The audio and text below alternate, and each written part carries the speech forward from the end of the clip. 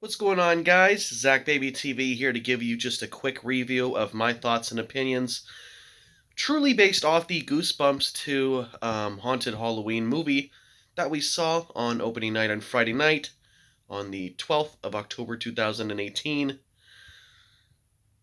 I was disappointed. Yes. I know, shocking, right? But I was disappointed with the first one. And I was kind of hoping that part 2 would be better. But really, it's almost in the same category as far as like judging it. You have Sarah, Sony, brother and sister, and then Sam, and it's just bad. I mean, the plot was good. The characters were actually really good. I really enjoyed the characters. I think the plot and the story wasn't too bad. So Sony and Scholastic, they were okay with the plot. The problem with the movie is they didn't have really any Goosebump characters. Again, like, this is ridiculous, guys. Like, this is really starting to piss me off. How are we going to call a movie Goosebumps? Have, like, a handful of maybe 5 characters from the books, and the whole rest of the movie was Halloween decorations that were brought to life from Slappy. No, I mean, I'm not saying that's not a good idea. I mean, that was definitely an evil idea for Slappy's behalf, of course. But, guys, this is a Goosebumps movie. You're supposed to have Goosebumps freaking characters, okay? This is ridiculous. I mean, there was no Haunted Mask. There was no Haunted Mask 2. I don't care what anybody says, okay? That guy in the store that has a crush on their mom, forgot his name, Walter or something. Okay, that was like the Hunchback of Notre Dame. That was not the Haunted Mask, okay? I know what the Haunted Mask looks like. Part 2, even Part 2, that was not it, okay? That was not the frickin' Haunted Mask Part 2, okay? That was not him. Neither Haunted Mask was in the frickin' movie. The Masked Mutant was not in the movie. Curly was not in the movie. Okay, there were skeletons in this movie, guys. There was frickin' skeletons walking around the neighborhood scaring kids and adults and everybody else in town. Why couldn't they just put a frickin' mohawk on him with a frickin' little red hanky or something, you know, a little something around his neck, and that could have been frickin' Curly, right? He's basically on so much of this shikaka over here, he deserved a cameo in the movie. There was no cuddles, no monster blood, Masked Mutant. Haunted Mask 1, Haunted Mask 2, which I've already said. Let's see. Calling All Creeps needed more of a thing. They were in the first one, but for 2 seconds. Go down the list, guys. Go down the frickin' list here. So many characters they didn't put it. How about having a creepy kid just running around with the Say Cheese and Die camera, snapping pictures of people, and poof, they're disappearing or something, right? That would have been cool. Come on! The Masked Mutant, he's wearing a superhero freaking outfit already! It's Halloween! Haunted Halloween! How come he couldn't be in the movie? The Attack of the Jack-O-Lanterns! Yeah, you had freaking talking freaking pumpkins on your, on your porch. I'm talking about, from the book. I mean, guys, this is Goosebumps. This is supposed to be something based off the frickin' books, right? So you're supposed to have characters from the frickin' books, not just a bunch of Halloween decorations. This is where they failed. This is where they suck. And I blame Sony, and I blame Scholastic, because they did no marketing for this movie. They came out with a couple stupid little books that came based off the movie that you could probably pick up at Walmart or Target. And that's it. I haven't seen any merchandise for the movie outside of that. That is very poor marketing. I didn't even see the trailer for the movie on TV until 2 weeks before the movie came out. That is bad, okay? That is wrong. You're supposed to do it well before that. Marketing, people, marketing.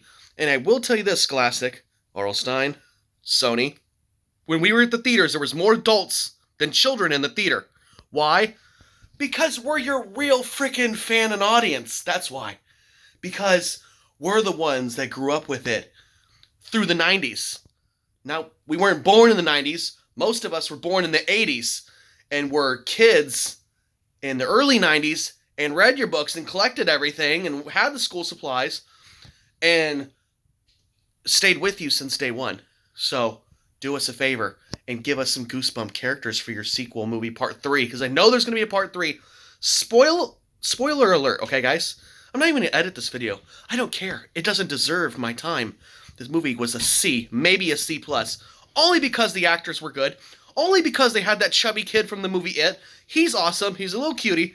He's a good actor. I love him. That really made it for me, was that fat kid from It. I love him. I loved him. He was so great. I know he was in Jumanji too. It's just really cool. So I was really happy about him being in the movie. I love the fact it's Halloween themed because it's almost Halloween, guys. So that was cool. Slappy got more of a cameo in that movie, which was nice. He was running around, disappearing, and showing up in crazy places, which was cool. He had more of a role, but he wasn't evil enough to me because, God, I just remember in the TV show, he was just so freaking creepy.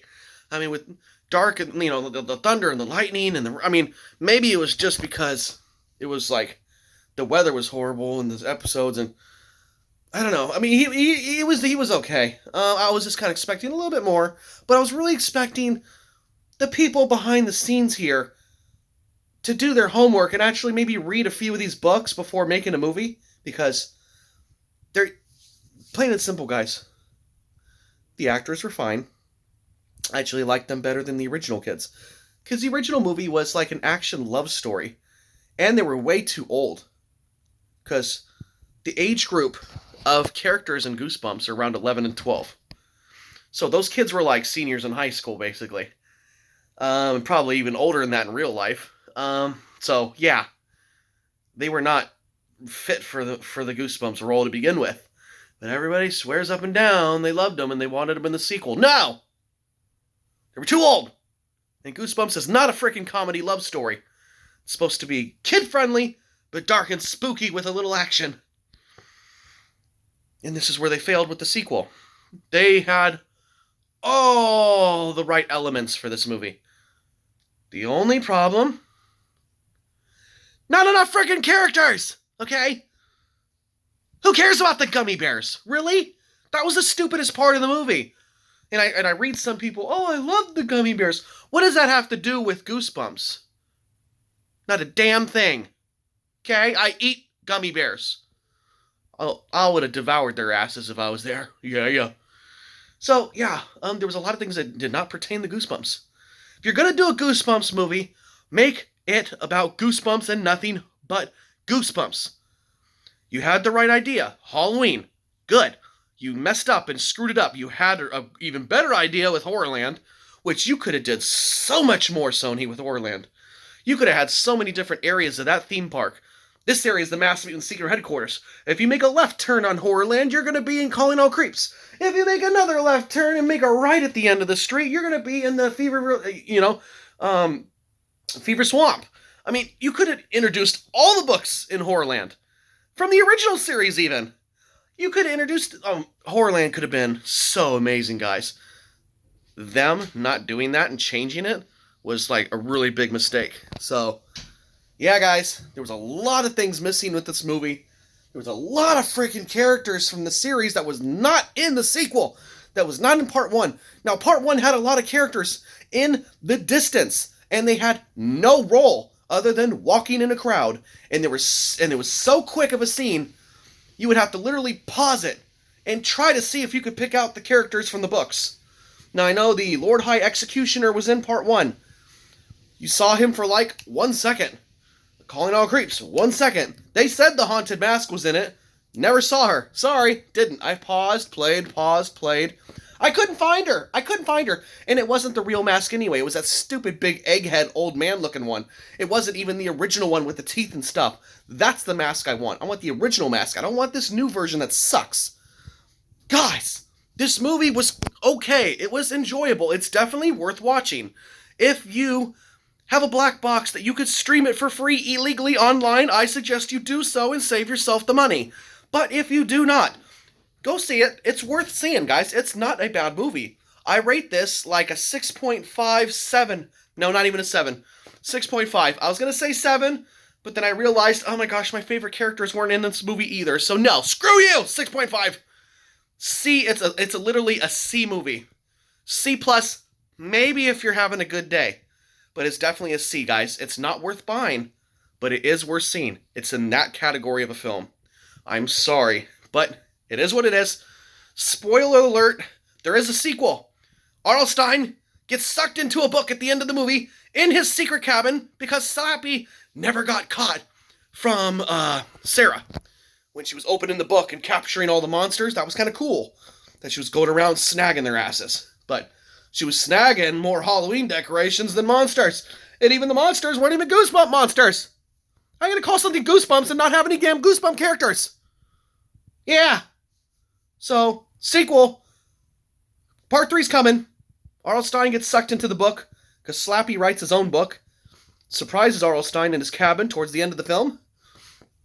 Opens it up. Stine gets sucked in. Huh. Please let it be Horrorland. And please put the good characters in the books. Thank you. Thank you very much. So guys, I'm sorry, this is a very quick review. I'm ranting, I'm upset, I'm out of breath because I'm running around. I wanted to do this video, I ran upstairs and I was like, you know what, screw it. I'm just going to give him my true opinion, true anger. I'm going to let myself really let my expressions really come out. I'm not going to edit nothing. I'm just going to tell you how it is. The movie's a C. The movie is a C, maybe a C+ on a good day. Like I said, they did not have a lot of characters from the Goosebump books, and this is what bothers me. And people are hitting me up on Instagram and Facebook, and they're saying, why are you talking bad about it? I loved it. Well, yeah, because obviously you didn't grow up with it. You didn't grow up with Goosebumps. You just like it because it's enjoyable and you think the freaking dummy's cute. Okay, it's more than that to me, okay? It's in my bloodline. I grew up with it since day one in 1992. Okay, if you're not going to do the damn movie right, don't fucking do the movie. Period. It's in my bloodline. Do it right or don't do it. Period.